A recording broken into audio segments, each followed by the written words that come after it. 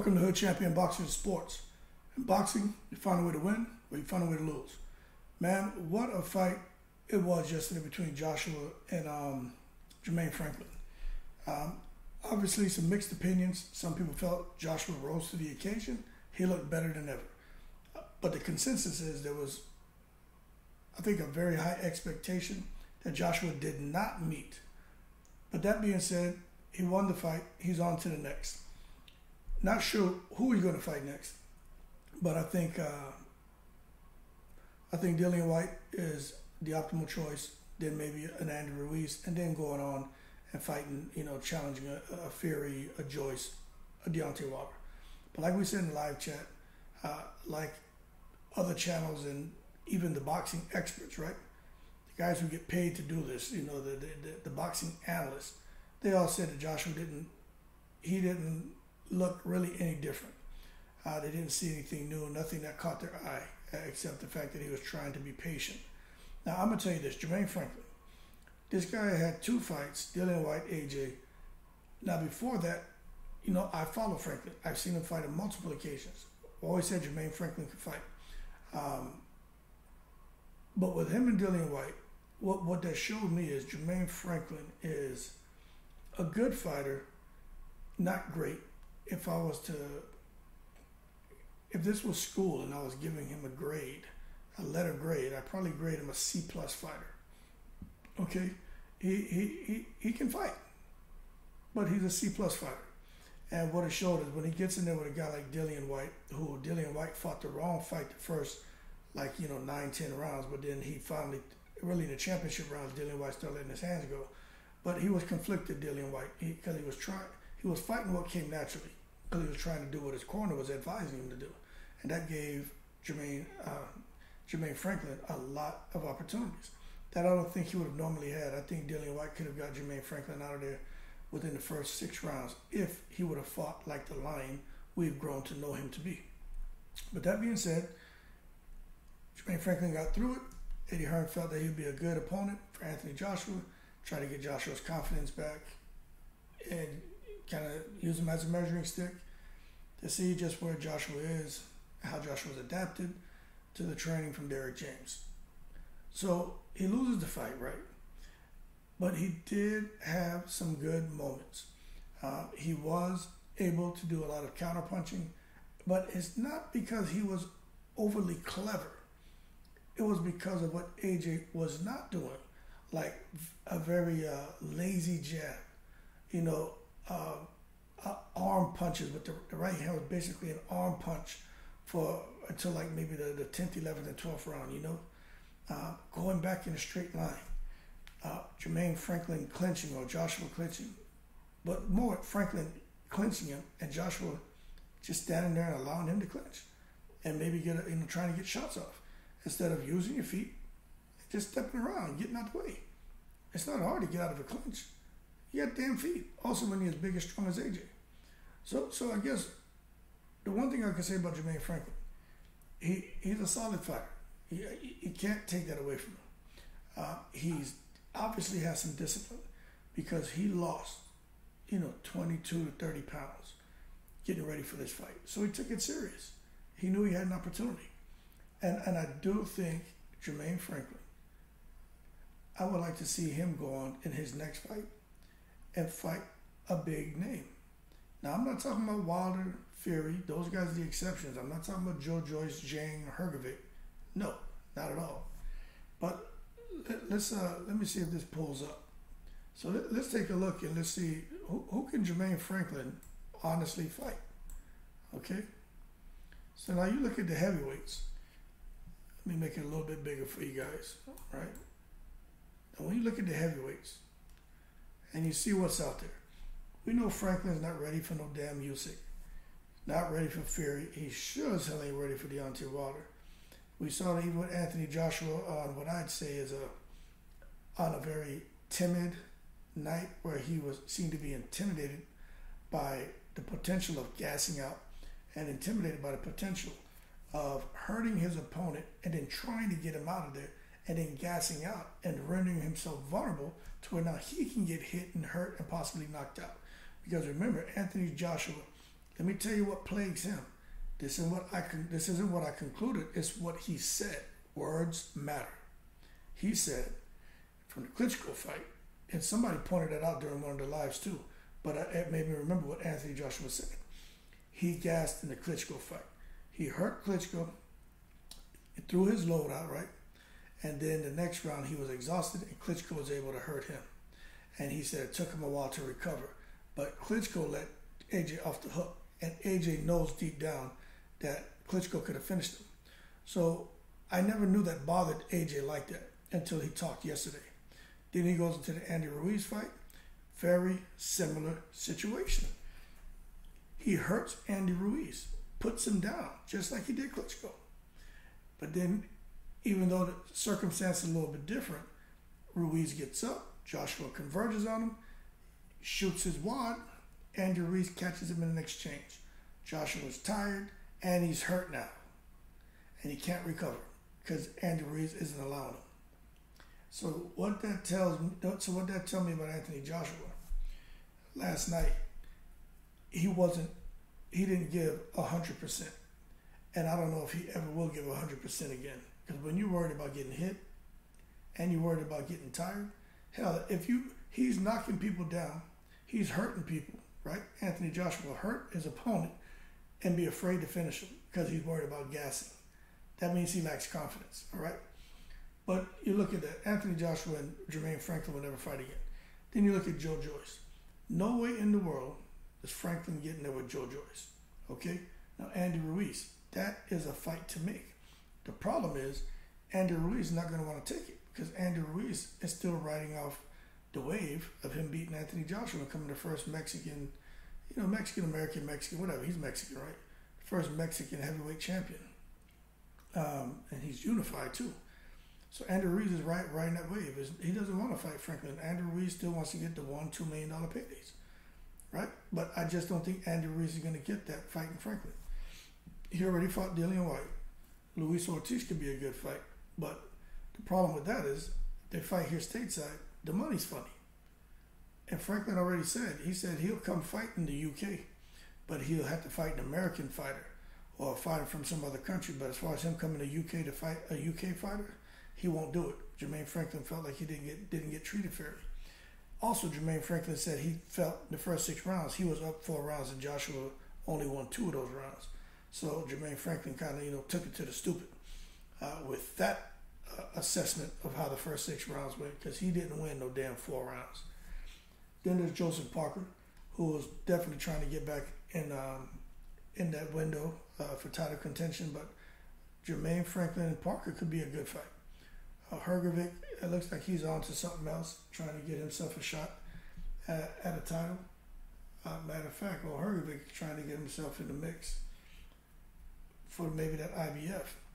But then you got the WBA, you got Sanchez, and you got Usyk Dubois. So Jermaine Franklin has some options, but out of all these names that we just covered, realistically for Jermaine Franklin, I'm thinking Andy Ruiz or Luis Ortiz. And Frank Sanchez is a good opponent too. Everyone else, man, they're already looking to do bigger and better things. But that's what could materialize for them. But then we don't know. But if we come down and we start looking at the rankings. Now, I took a look at this yesterday for the WBO. Let me scroll up a little so you guys can see it. So this is the WBO, IBF, WBC, and the WBA. But when you look underneath the WBO, Jermaine Franklin, his name is not even listed under the WBO. When you go look at the IBF, right? Jermaine Franklin's name is not even listed there. Then you look at the WBC, Jermaine Franklin is not listed there. And then you look over the WBA, Jermaine Franklin is not listed there. So when it comes to Jermaine Franklin trying to get a fight at a really big name, I just don't see it happening. But I think he's earned enough street cred to where he may get another big opportunity. But it'll probably come against like a Otto Wallen, maybe a Frank Sanchez, a Luis Ortiz. I tell you what, a good fight would be with him and Gerald Miller. That would be a good fight. You got Fabio Wardley, who could be an opponent for him, but I don't like. Again, he doesn't want to go fight in the UK, but that would be a really good fight. But he doesn't want to mess with it.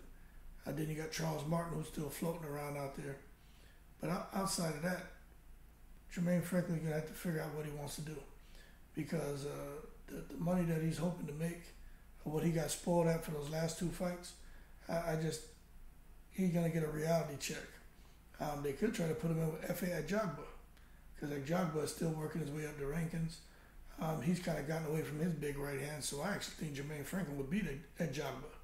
That would be a good win for Jermaine Franklin. But at the end of the day, when it comes to Jermaine Franklin and his next move, I think if he applies himself the way he did for this AJ fight, I think Jermaine Franklin wins his next fight. With the names that we mentioned, Luis Ortiz, look, the old Cuban Cadillac, the man has over 400,000 miles on him, 800,000 miles on him. That vehicle is going to just conk out here sooner or later. Like, you can only put so many miles in that old Cuban Cadillac. Like, at some point, it's going to conk out. But we've shown that Deontay Wilder, in those two fights with Luis Ortiz, took a pound of flesh out of Ortiz. His punch resistance is gone. So I think Jermaine Franklin has a good chance to win. Look at Andy Ruiz. And with him and trying to lose weight and changing trainers, he's not the same. He still can hit. He still looks great when he's hitting the pass, especially when hitting no damn pass, man. But I wouldn't want to get hit by him. What you see in the fights, he can get hurt. He even looks like he lacks a little confidence. I think the Areola fight took something out of Andy Ruiz, to be honest with you. I think he lacked a little bit of confidence too. Before he wasn't gun shy. He's gun shy a little bit now. Andy Ruiz doesn't want to necessarily get in the line of fire. He'll fight, but you watch. That's why he's not as aggressive and as ferocious as he was before that first AJ fight. You know what I'm saying? So all I'm saying is that fight between AJ and Ruiz took something out of AJ. AJ took something out of Ruiz. That's just being fair. So I think those are winnable fights for a guy like Jermaine Franklin. But he got to figure it out, because if he's still running around here thinking that he beat Dillian White, I watched the fight. He didn't beat Dillian White. Dillian White gave him a lot of opportunities and he just didn't capitalize. And Dillian White almost had him out of there towards the end. So what that tells you, if Dillian White would have put his foot on the gas earlier, he would have got him out of there. I'll tell you a good fight for Jermaine Franklin as well would be Derek Chisora. But Derek Chisora, I'm not wishing bad on anyone. What I'm saying is, in my opinion, Derek Chisora needs to stop boxing, like as of yesterday. Because Derek Chisora is going to end up with some serious brain damage. And again, I'm not here to make light of any boxer who's had brain damage or anyone who's suffered from any kind of traumatic brain injury. Whether it's in the ring, out the ring, on the battlefield, that's not what I'm doing. But what I'm saying is, in boxing, a lot of those signs don't show up to some years down the road. And Derek Chisora, man, has really had the business done to him. Over his career, he's known for taking a lot of leather. Like, that's not good. Even his sparring session, he takes a lot of leather. And I just don't think Derek Chisora should keep fighting. But nonetheless, if Franklin can go out there and make $1 or $2 million in Saudi, he may entertain it, because he said, it had to be a really good deal, something that he can't turn down. But he just feels he's not going to get a fair shake. He even talked about the referees. I will tell you what, the commentators, they were pro Anthony Joshua. But that's to be expected, you know what I'm saying? He's the draw, he's the superstar, and everyone is there just sitting on the edge of their seats waiting for him to do something miraculous. And, it just never happened. It didn't. It never happened. But that being said, Jermaine Franklin, I think he gets another big opportunity, just not against the A-level fighters. I think he can get in there between the C plus B level fighters, and he can handle himself. He's proved that. But the whole thing about a Fury, Wilder, even a Joyce, a Gingerly, Hergovic, you know, I mean, I don't see that at all. I don't see it. So that being said, man, good job to Franklin for getting in shape, for trying to find a way to win. But at the end of the day, he got to face reality, and he has 2 losses. And at the end of the day, when it comes to fighters and leverage, they're going to hold that against him. But my understanding, he made a few million fighting AJ. And that, in my opinion, between that purse and the fight purse for Dillian White, he won. Because the type of money he made between those 2 fights, I think it's like between 3 to 5 million he made between those 2 fights. I mean, what other opportunities would have been there for him to make in 2 fights between 3 and 5 million, especially with the way things are going stateside with the money, you know? So that being said, he may have taken 2 losses in the ring, but he won the fight, if you understand what I'm saying, because it's all about money. At the end of the day, when you listen to these boxers, it's all about money. And Franklin made himself a nice little nest egg, and I got to tell him, you know, job well done on that. But he'll come back. He got some work to do, but just too small. What is he, 6'2", something like that? You know what I mean? There's no way in the world he could have overcome the height difference, the reach difference, the power differential. Like, he just wasn't able to do it, right? But that being said, y'all keep cool. Looking forward to what's next for Jermaine Franklin. He's an excellent counterpuncher. He has excellent speed. I really like watching him in the beginning throwing the up jab, and I really like the fact that he was trying to mix it up and throw that hook. So he paid attention to what Usyk did and how Usyk had success. He paid attention to what Ruiz did and how Ruiz was able to have success. And he tried to coalesce the 2 strategies into to one, his own, to try to get the victory. And, you know, he just wasn't able to nick it. You know what I'm saying? He got close, but he wasn't able to do it. But going into his next fight, I expect him to win. Like Joshua had 2 back-to-back losses and got a win. I think his losing streak is going to end in his next fight. And I think it'll be against a top name. And some people are going to be surprised at his performance. He just needs to stay away from the 6'6", 6'7" guys. Dillian White's like 6'5", 6'4", you know, and he's much taller than Franklin. So fight somebody your own size, similar in reach, and get out there, man, and put on the show. And, you know, best of luck to him. With that being said, AJ's on to the next. Franklin's got to reset, and I got to go to bed. Shout out to the veterans all 7 continents. I'm in the breeze.